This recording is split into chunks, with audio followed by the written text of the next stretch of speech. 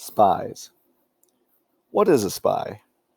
Someone who secretly watches and gathers information about an enemy's actions and plans. A spy could be anyone.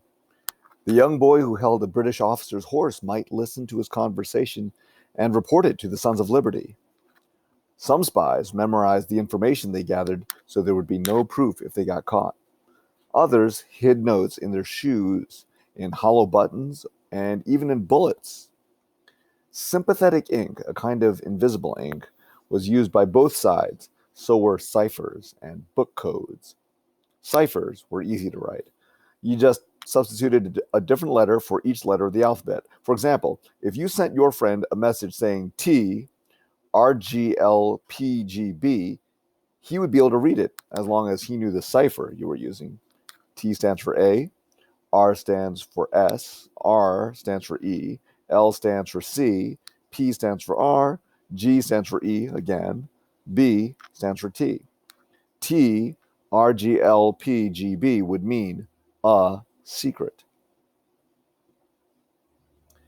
It wasn't unusual to use a cipher in colonial times. Many people, including Thomas Jefferson, wrote their private letters in cipher. Benjamin Franklin didn't. He said he could never remember the key. A book code was different from a cipher. The spy and the person to whom he was writing had copies of the same book, usually a dictionary. Numbers were used, and each group of numbers stood for a word. They told where in the book that word could be found. The first number told the page, the second, the line, and the third, which word on the line. The spy would compose the coded message by using his copy of the book, and the other person would figure it out by using his copy.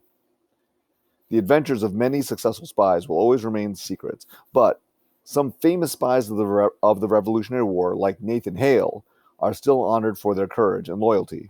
Others, like Benedict Arnold, who betrayed his country, are remembered with scorn.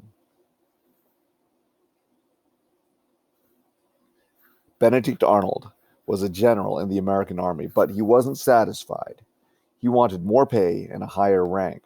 He offered to betray his country.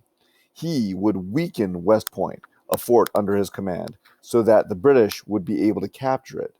When Americans learned of his treachery, they were shocked.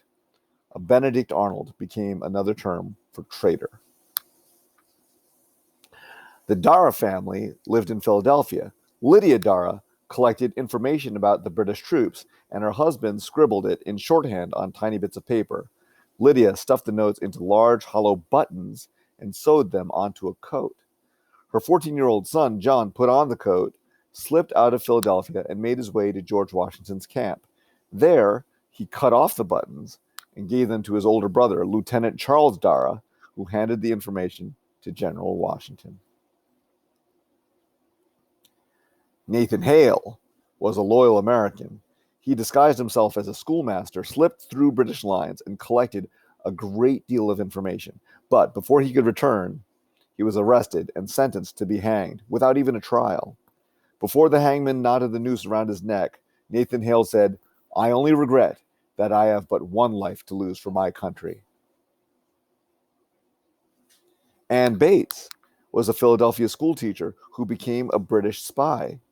She disguised herself as a peddler, carrying a stock of needles, thread, combs, knives, and medicine.